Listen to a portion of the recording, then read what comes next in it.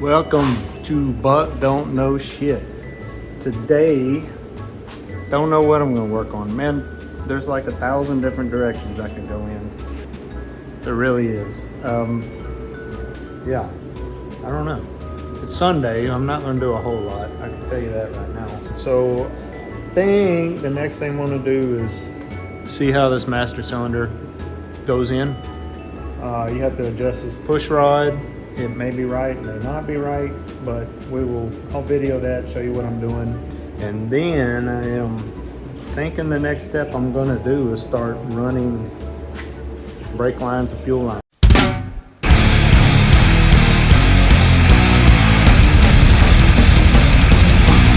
And so I'm gonna start at the rear end and work my way forward. That's kind of my plan. Just do the fuel line, brake lines, run them forward as I go. They both come out right here where they go into the engine compartment. So I will probably try to at least get it run to here, get all new line, get it clamped in place, get everything buttoned up nice and secure where I know everything's good from back to front. And then I will probably start figuring out how I'm gonna do things in the engine compartment. I gotta put my proportioning valve, I'm gonna try to stick it back where the original was. First step will be getting that master cylinder on. So just for those who are curious, this is what I'll have to cut out on this, whatever shock tower bracket with the crossbar mount. Which look, these are some thin metal. I'm sure they have some structural, they definitely have some kind of structural, probably keep this area up here from flexing as much, I guess. But this isn't heavy duty metal, right? Like this is not like the crossbars under the engine or anything like that. Very thin, I would say 20 gauge at most. It's not structural thickness, it's not 1/8 inch thick. I would say it's probably a 20 or 18 gauge, probably 18 gauge. But regardless, it's not thick metal. This is thicker. This is 3/16, I believe.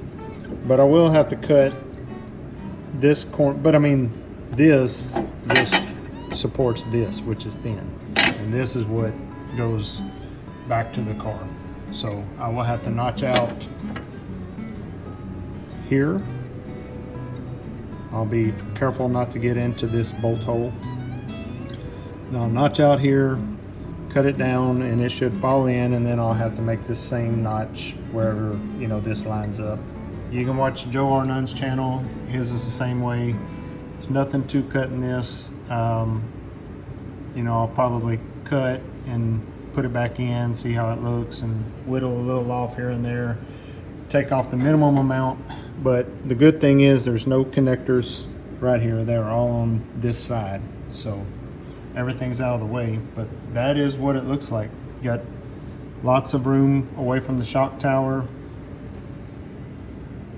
And you can see down there, I can get all my connections in on this side and the one below. So basically what we're gonna do, you have these little, they're not intended as sight holes, I don't believe, but you can see your piston moving inside of them. When you press inside here, which I'm not gonna be able to do with the camera, but that's the basic idea. Is I'm gonna lengthen this to where whenever I put this in and tighten it down, that I see it move a little bit. And then when I see that, then I'm gonna back it off probably a half a turn at a time till I don't see it moving. And then maybe another quarter turn, half a turn back from there. Call it good, because I'm not gonna necessarily call it good there, but I will check my brake pedal after that to make sure it is engaging and moving. I'll get my stepson out here, or Carly out here, or somebody to keep an eye on it.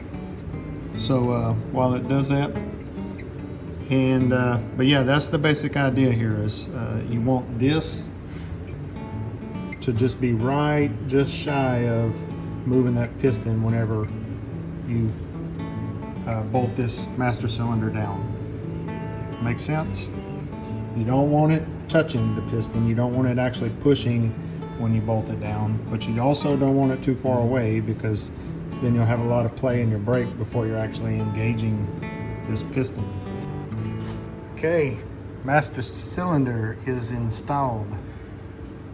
Now all I gotta do is run all these damn brake lines and proportioning valve and all the easy stuff, right? Okay, I'm just going to show you a quick how I set this up. I have put a little oil on this. I deburred the inside of it, chamfered it the best I could with a little file I have, and we're doing the double end 3/16. So on this tool you can see it says 45 degree. You want your die to have the same on both ends, of course. So that's what it should look like when you're doing a double end or 45 degree flare. A double end 45 degree flare. And what I'm doing, first thing you do is kind of set it up to where it is flush and sitting where it's supposed to be. I know that's sticking out a little bit. I did that on purpose because you use this zero position tool and you just kind of, before you clamp it down tight, push it up against it to make sure everything's sitting where it is supposed to. Put the clamp on there and make sure it is all the way in, and then just going to lightly clamp it down and then close that, and that will hold it in place. Let me get my hand on this and then I will tighten her down good. And so it doesn't move. And then you see on here it's got position 1 3/16, so that's what we want to do first. And we just put a little oil on it. I think you can use anything, any type of lube. And then you pull this. I would recommend pulling this without any tube in it, so you kind of can feel where it is supposed to bottom out at before you use this tool. That's where it bottoms out at, about like that. And then you have the position 2 3/16. I'm gonna put a little oil on it also. Motherfucker. God damn it. Well, we're gonna go ahead and finish this, but I did what everybody says you're gonna do, and I forgot to put my damn second fitting on this. I'm gonna try to cut it. I did have some extra slack in this. I'm gonna try to cut it, but we'll do this for this procedure. So don't do what I did, but we'll look at this when I'm done here, just to see how it looks. That is bottomed out.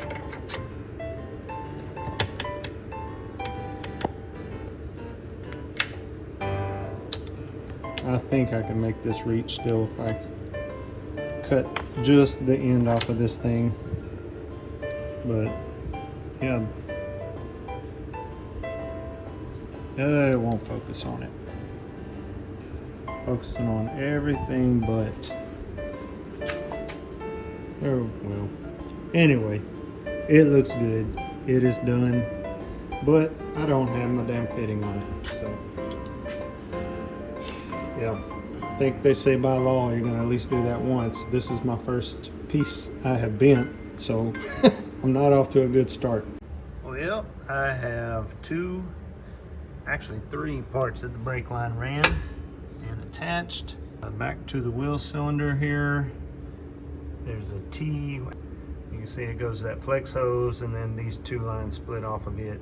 So the flex hose is up there, and now I'll be attaching a hard line to it, and that'll run towards the driver's side and alongside the driver's side rocker panel, all the way to the front of the car. First long run of brake line is installed. There's from my rear end, the flex hose with the metal bracket there. Screwed into that and run pretty much the same path that ran before. I did add a clip there. Used the factory clip there. Run along the rocker panel like it did before. Used some of my own clips to go down there and have it running up under the fender well where it ran before. And I have it run up in there sticking out. I do have a thread on that end, and I'll figure out a way where I need to maneuver it. Once I get the proportioning valve and everything in, I'll get out and show you that. And now I'm going to switch gears, try to do this fuel line. It is going to be much harder. Now the steel fuel line, stainless, it is harder than a preacher's dick. So I'm gonna have to figure out how to straighten it, because it is in a coil, and straighten it, and then I will have to use the tubing bender. And there are some, I think on it I will try to match the old one. I don't think this flex was supposed to be in there, although, and you can see it's kind of flattened out. I don't like that. So I think I'll probably try to do hardline all where that was, but be mimicking this and that. Yeah, won't be fun. Okay, YouTube, we are going to try to straighten this big ass steel tubing I have. It's 3/8 for my gas line, fuel line. And yeah, it is not, you're not straightening it by hand really. And I don't know how well this is gonna work either, because I have seen guys do it with small, I would say smaller tubing, probably 3/16 stainless steel. 3/8 is stiff. We're about to see though.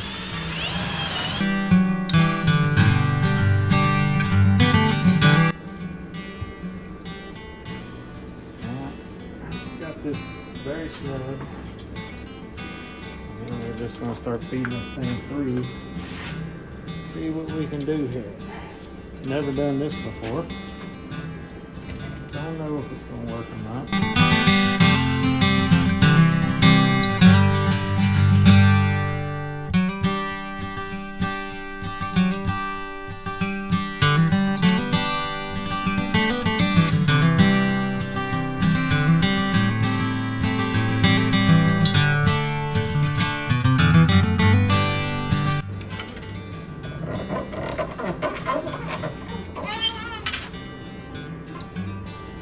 Basically, y'all can see it is not in a curlicue on that end, but that is how you do it.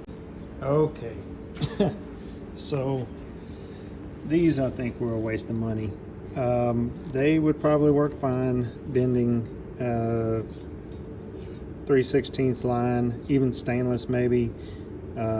Softer Nycop material, they'd probably work great. Stainless, they are not budging. I mean, I haven't like gone and like tried to stick one end of this in a vise, and yeah, these things just are not made for this.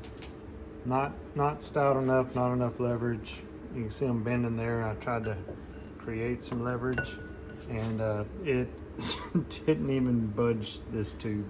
So I'm going to have to get something a little heftier for this steel fuel line. Yay, or maybe I'll buy some already bent. That'd be cheating. It'd be cheating, but yeah, that may be the way to go. Okay, so got this ordered it from Auto Crafters. Saw this on Auto Resto Mod, that this is what he uses, and it is, I guess, like an automatic proportioning valve. This is the actual proportioning part of it down here for the rear drums, and if you go at all disc, you can block this off, I believe is what it says. But for now, this is set up for disc front, drums back.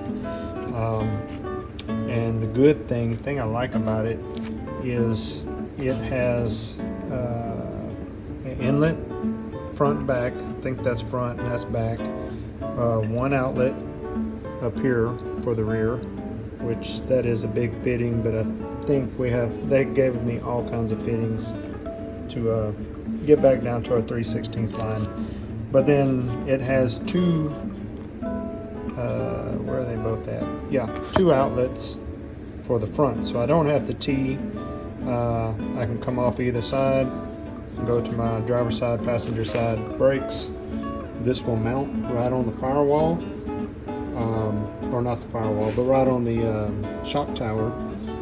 2 bolt holes. I'll probably be able to use one of the existing and have to drill another. No big deal.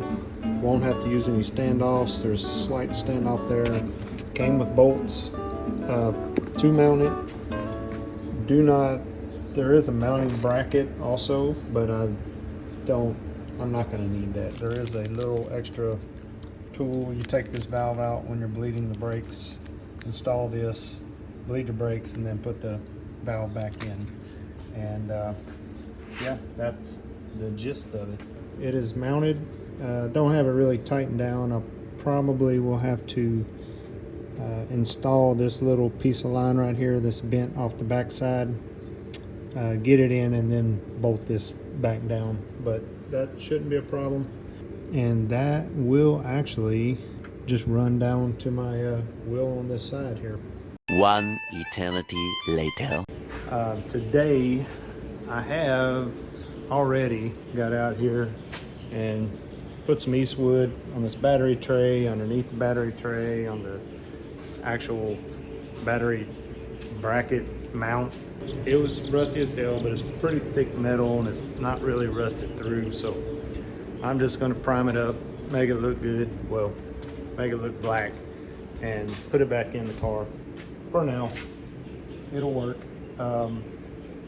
All this area is pleasantly surprised with. But yeah, today I'm going to go ahead and get these brake lines from the master cylinder to the proportioning valve. I already have my rear line ran to here, so all I got to do is jump from proportioning valve there to there. I'm done with that. Just going to walk y'all through my process here, and I know I pre-bent this piece of NICOP to kind of match my stainless fuel line run, but I can redo that, so I'm going to go ahead and use up this piece. This is what I have out of my first 25-foot spool. I do have another 25-footer, so I have NICOP to spare, and if you're in that situation and you can stand to lose a little bit, then this is what I would do on these things.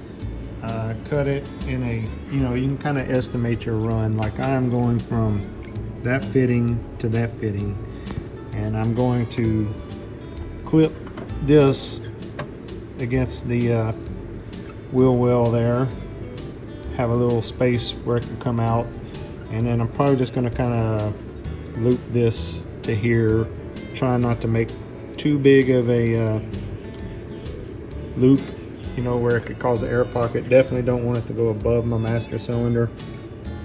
I will probably probably bend this pretty quick coming down here.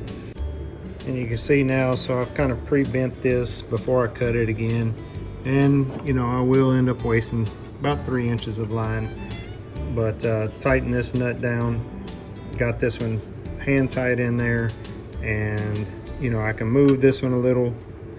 Gonna go flare this, cut this, flare this in, and should make up pretty easily, I believe. Rear brake line hooked up, nothing's really tightened. I do have my rear outlet going to the inlet on the proportioning valve.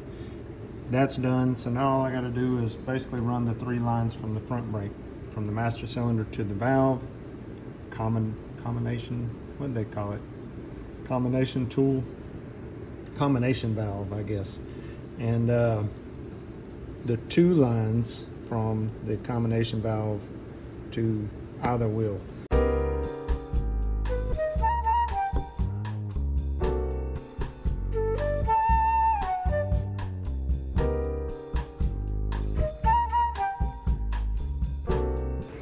I'm just kind of eyeballing things, nothing.